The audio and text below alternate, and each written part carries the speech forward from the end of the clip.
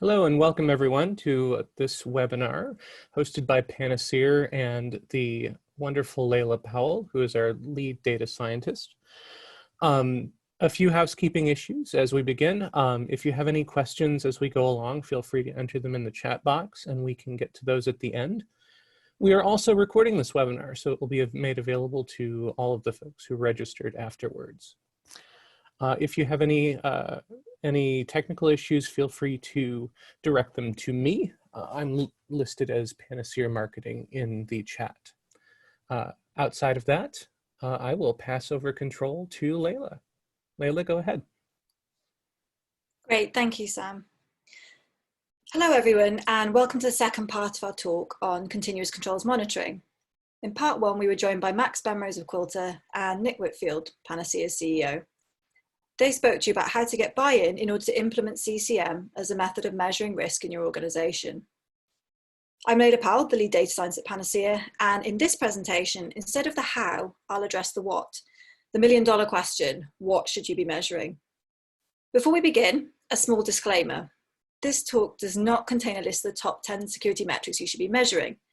Now, despite being asked for such a list on many occasions, I always resist, and that's for two main reasons. Firstly, I would never suppose I could just give you a list of specific measures and metrics that will solve your problems. You know your business, infrastructure, and security priorities far better than I do. And even if I could give you such a list right now, what happens when your priorities change next quarter, or something unforeseen happens, as we've experienced in recent months? In order to be successful, your measurement program needs to be tailored to your organization and to have the capacity to evolve so it's resilient to changing circumstances. In short, I believe that lists of metrics are the wrong way to look at this. You are the best person to decide what you should measure. So what am I doing here, you might ask? My goal today is to teach you to fish. During this talk, I'll walk you through how to think about measurement so you have a framework to help you answer the question, what should I measure, for yourself, both today and in the future. I hope you'll leave today with your own perspective of what's important to measure and the confidence that it's the right choice for you and your organization. Here's today's agenda. We'll start with talking about a meaningful measurement mindset, what it is, and how it will ensure you get meaningful metrics out at the end. Then I'll walk you through a checklist, a series of questions I put together to help guide you all the way from thinking about your objectives through to defining your metrics. Finally, we'll wrap up with a summary and some time for questions. So let's begin by exploring what it means to have a meaningful measurement mindset. Let's think of measurement space as all the possible things we could measure. It's pretty vast. Suppose that all the possibilities are represented by the area of this slide. Now, when we're overwhelmed with choice, we tend to look for something we know that can reduce this down to something a bit more manageable.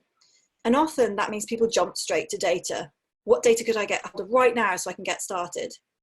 This is what I'd call a data-first mindset. Unfortunately, if we try to do this, it doesn't really help us that much. There's a lot of security data. So even if it constrains our possibilities to within this blue box now, there's still a lot of scope for decision.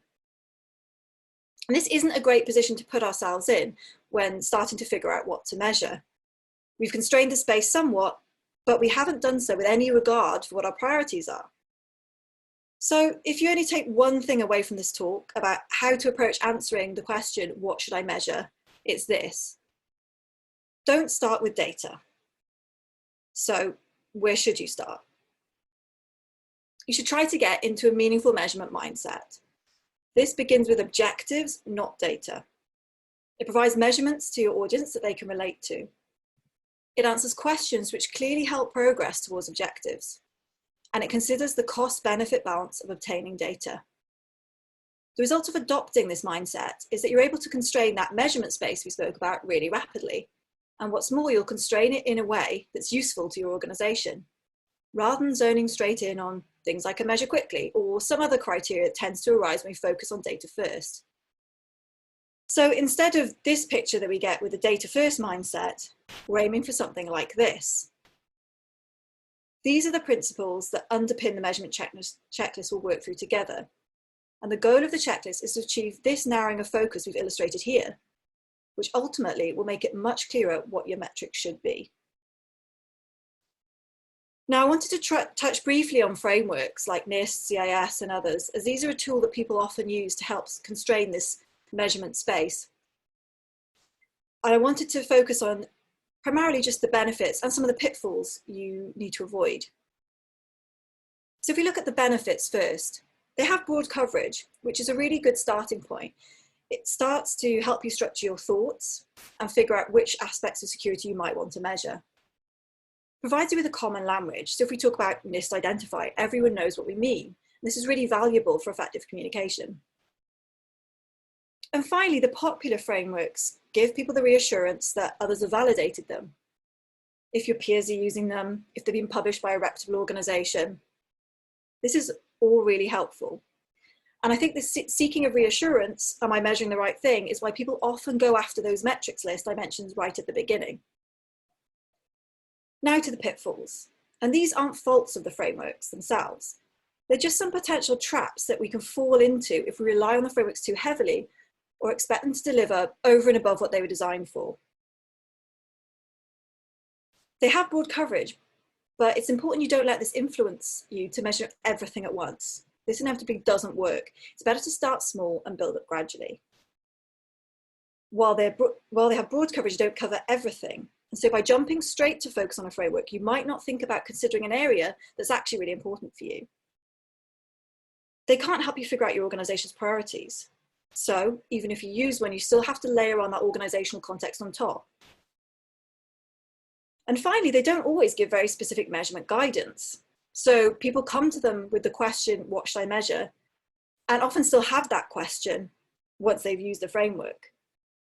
And finally, even those that are more specific often don't account for the data collection challenges that obviously security teams usually face in large enterprises. So I think frameworks are a useful tool to keep in mind when you're trying to constrain that measurement space and figure out what you want to focus on. But to some of the other points I've raised, let's go on to the measurement checklist. So I'm going to step you through a series of 5 questions I've put together to guide us through that process of starting with objectives and getting down to metrics. As we go along, we'll look at a case study around user awareness. We'll put ourselves in the shoes of part of the security team that want to reduce the number of people that are failing phishing tests. So you can see how a real example might work.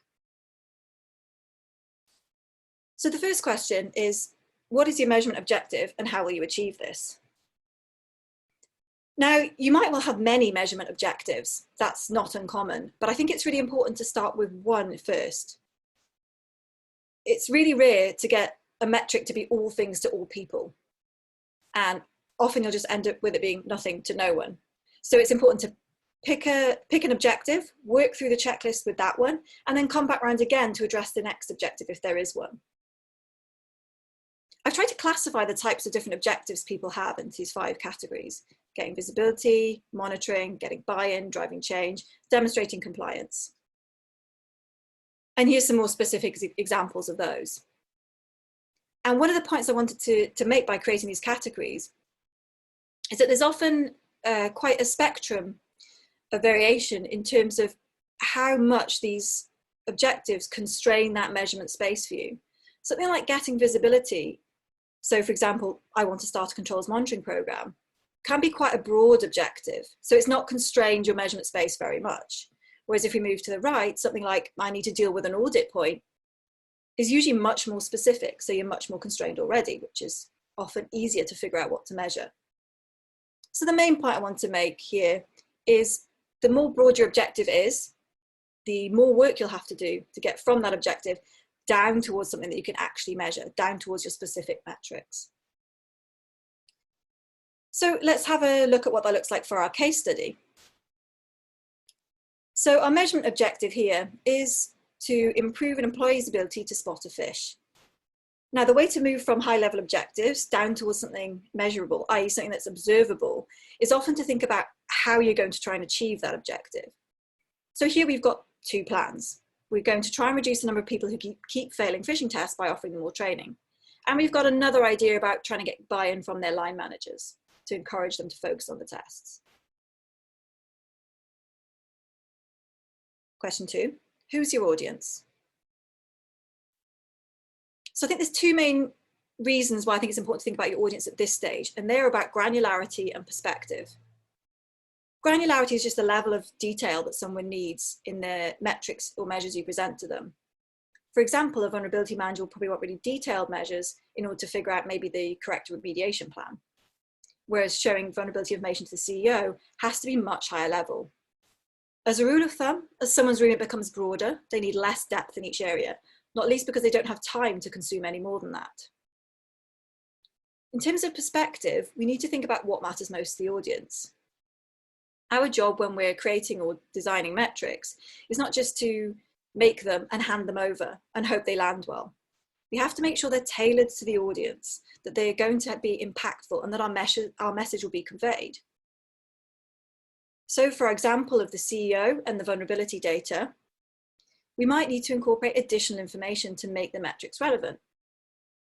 Maybe they don't want to see information about Linux servers, but perhaps if we could get data about the applications those servers host and the business criticality of them, and center our metrics and measurements around this would be much more impactful.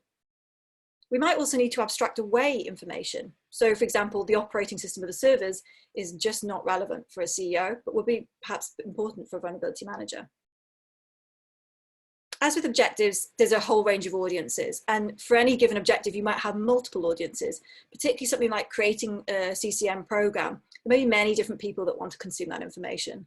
But again, I'd recommend you make sure you define each audience you need and think about their needs individually. So to our case study, we've defined two audiences here. On the left, we've got ourselves in the role of the security team, and we've got the line managers. If we want to get buy-in from them, we'll be presenting them with information.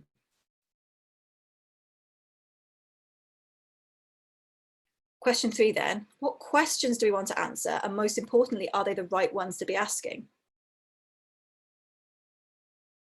So now we've got our objectives, we've thought about how we'll achieve this, so we're moving towards something observable, we've thought about who we're going to show this information to. So now we need to think about what we or our audience need to know. Phrasing this as a question at this stage is really useful as it brings you closer to defining an actual metric.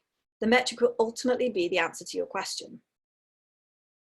But it's not that simple. It's really important to also check in the question is the right one. Do you, or whoever's asked for the analysis, have a really well-defined reason for why you want the answer to that question?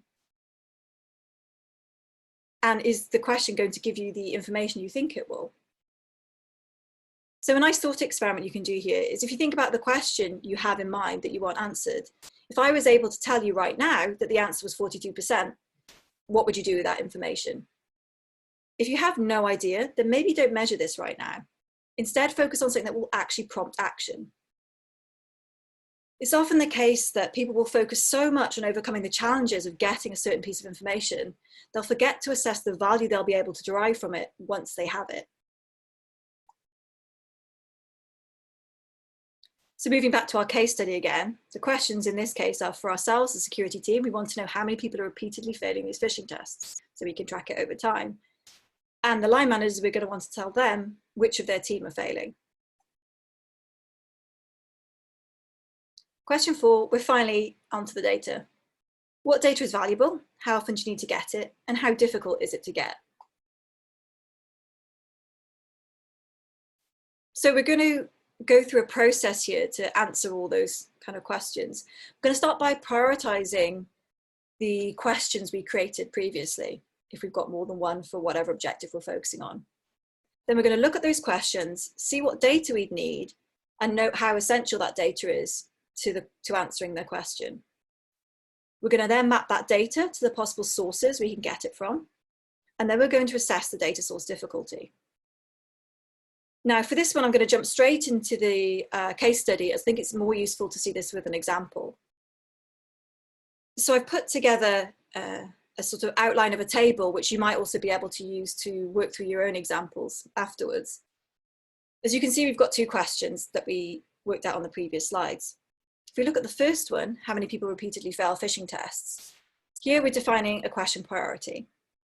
I've set this as high. We can't meet our objective if we can't answer this question.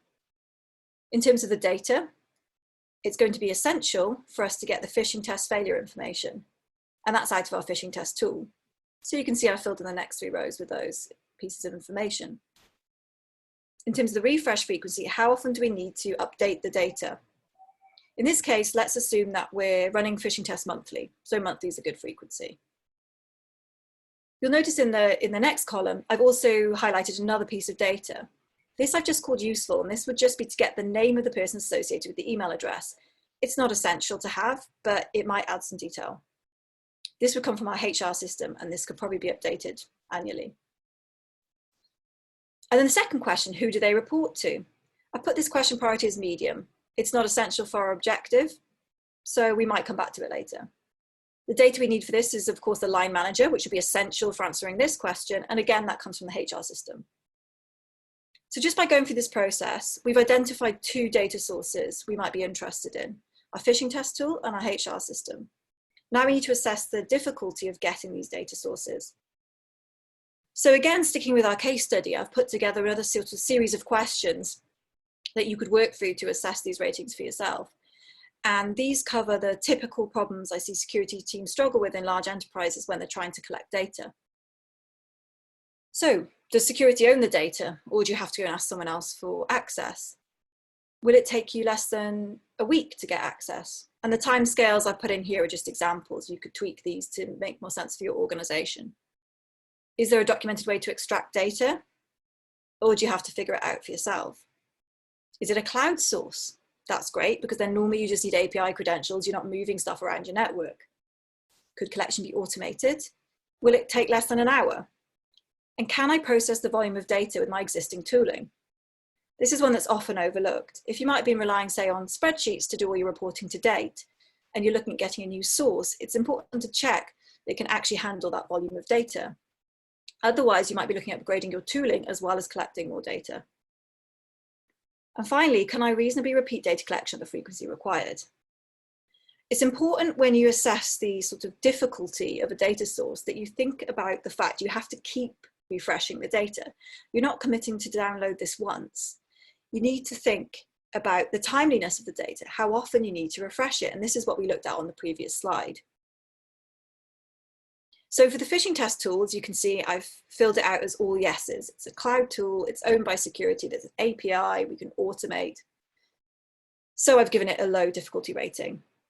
HR database is not owned by security, it's going to take us a while to get access, and it's not a cloud source. So I've classified it as medium. The final point on the checklist then, which of those questions we defined can we translate into effective metrics? So if I bring back up the table we started off with looking at the questions and their priorities, you can see I've added a row at the bottom now, which just includes the data source difficulty ratings we defined on the last slide. In this specific example, something really jumps out. I've highlighted in green, we've got a high priority question, there's essential data, and it's easy to get. So this would be an obvious place to start. But it's important not to just ingest easy data for the sake of it, because it's easy. We need to think about looking for that cost-benefit balance we talked about right at the beginning when we talked about the meaningful measurement mindset. We need to trade off these 2 things. Now, we've looked at this just for one specific objective around phishing, but you could use a table like this globally and build it up as you iterate through the checklist to discover some of the most pressing questions in your organization. You could then look for patterns in the classifications of the data sources and the importance of the questions. Maybe you'll find that there's a medium difficulty source that can actually answer the majority of your high priority questions. So this would be a good one to go for. Or maybe you have only one priority question and it's a really hard to get data set and there's no alternatives and you just have to bite the bullet. So we've picked, for our example here, the question, how many people repeatedly fail phishing tests? And as I said earlier, your metric or measurement is just really the answer to that question. So we've started off with this, the number of employees who failed more than one consecutive test in the last quarter, or repeat offenders as we refer to it. However, it's not that simple. We need to check that this is going to be an effective measurement to track. I think the 2 most important things to think about when assessing whether the metric you've chosen is effective are these. First of all, will it respond noticeably and in a predictable way to changes you make? And can it also be changed significantly by other factors outside your control? So an example of our phishing use case, we would expect that number to go down if our plan about introducing more training for those repeat offenders works. And if it stays the same, we can conclude that the training was ineffective. And given that we control everything about the setup for the phishing tests, it's probably going to be a fairly stable metric that's not going to be influenced by external factors.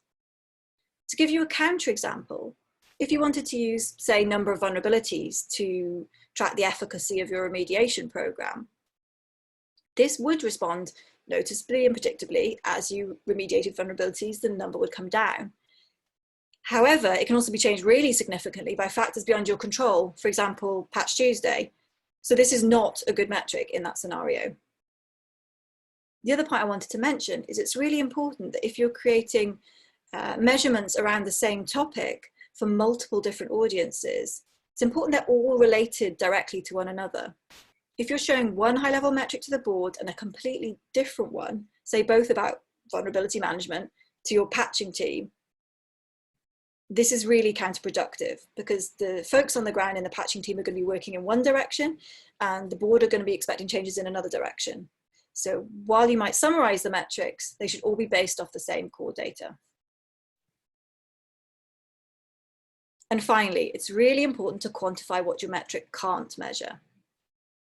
What we want to know and what we can measure are not the same thing. At best, a measurement is going to be a proxy for the knowledge we want to obtain. So if you think about the example we just looked at, if this box represents all our employees, what we're really interested in is employees who can't recognize a fish. But what we need to keep in mind is that the way we know about this is by sending out phishing tests. And all the employees sent phishing tests might not be the same as all the employees in our organization. So when we actually measure employees who failed the phishing test, we're looking at employees who can't recognize a fish and have been sent a test. We don't have visibility on employees who can't recognize a fish and didn't receive a test. So I'd always encourage you to include what we'd call a coverage metric alongside any of your main metrics to expose what you can't measure. So again, let's look at an example. An indicative sort of coverage measure would be looking at the number of employees who were sent a phishing test. You could get this straight from the phishing tool and you'll be able to see roughly whether it looks right.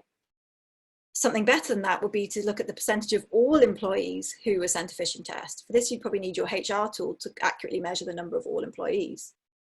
And even better again, looking at the number of employees who are sent a test out of all eligible employees, because not everyone in your company necessarily has an email. So to wrap up on this bit then, we've started off at a high level objective. We've worked through the checklist and come up with our final measurements, both about performance and about coverage, to make sure we're aware of what we don't know. Now, before we wrap up, I also wanted to touch on how to mature your measurement. I focus mostly today on how you derive specific metrics based on your objectives and the information you want to discover. But over time, as you build up more metrics and measurements in your measurement program, you can look for opportunities to combine them to create richer analysis. So for example, this is what we just looked at. Here's all employees, and then we looked at the subset of those that are repeat offenders on phishing tests. Maybe to answer another question, you also looked at employees with privileged access to PCI systems. Now, if you can overlay those two pieces of information, you can now see a number of employees who are repeat offenders and also have access to PCI systems. Think about your other assets, maybe your devices. Perhaps you've also measured number of devices with no endpoint agent and number of devices with missing patches. And again, you can overlay these to find devices that have neither control. And finally, the real step change comes when you can link different types of assets together. So if you can say which employees own those devices, you can overlay that information on top as well. And then you can end up with something like this: number of repeat offenders with privileged access to PCI systems and a personal device with no endpoint agent and missing patches. And depending on your controls in your organization and your threat models, maybe this makes an effective KRI. So the main point I wanted to make is that by creating high quality measures and metrics to answer the questions you have right now, you're creating building blocks. And over time, you can combine those together in different ways to create much richer analysis as your metrics program matures. So that brings us to our summary. I hope I've given you some idea today about how to approach answering the question, what should I measure? As a recap, you should adopt a meaningful measurement mindset, work through the measurement checklist for each objective, audience, question, and data source to choose which questions you should address now. Translate them to effective metrics and make sure you think about coverage. And then just rinse and repeat as required. And finally, over time, look for opportunities to layer up your existing measurements to create richer analysis and mature your program. I've included some additional resources here, which will be shared with you after the presentation. So thank you very much for listening, and we'll now have some time for me to address any questions. Awesome. Thanks a lot, Leila. We actually got two questions throughout the presentation. The first one has to deal with kind of building on to those types of metrics that you talked about measuring. It asks, do you have any thoughts about adding data sources to a particular question or metric after you've already begun tracking that metric? Yeah, so I think the main thing to think about when you want to change a metric by adding additional data is think about the reasons why you've decided to pursue that extra data. Again, what was your objective? And hopefully if you've gone through that process, that should be clear. As I mentioned right at the beginning, it's important that your metrics program is resilient to change. So you should be sort of embedding a bit of an ethos of iteration with all audiences, all your stakeholders right from the beginning. So people should expect metrics to change. However, you don't want to be changing them every week, because the more familiar an audience is with the metrics, the more easily they can interpret them, and people grow to trust them. They need to benchmark things over time. So it's definitely fine to change metrics as long as it's not too frequent. In terms of communicating any change, I think it's important to make sure that everyone knows what's in a metric. So don't bring in extra data and combine it in without communicating that out to everyone using that analysis or seeing those metrics in their report. We have to make sure that we're following measurement best practice, and there's an agreed way to analyze data and produce a metric. So any change should really be communicated out. Awesome, thank you. The second question actually has to do with getting access to data. So kind of going back to the concept of the data difficulty checklist or worksheet that you talked about. The question is, what do you recommend saying or doing in order to convince different data owners to provide you access to the data that you need for these types of metrics, especially when it's one of those data sources that's incredibly high importance to you? So I think here, hopefully, if going through this process and having really thought about what your objectives are and why you want that data, this should hopefully enable you to create a compelling case for the data owner. I think the challenge is, if you own data, is if everyone's requesting it, you perhaps can't prioritize those requests. Whereas if I can come to you and say, I've got this new phishing test program I want to roll out, and we're at real risk of this, and this data is going to make a fundamental difference in me being able to achieve that goal, I think that is a much more compelling case. Secondly, I think having worked through that assessment of why you need that specific data source, what bits of that data you need, do I need to query everything? Is there one specific database table I need access to?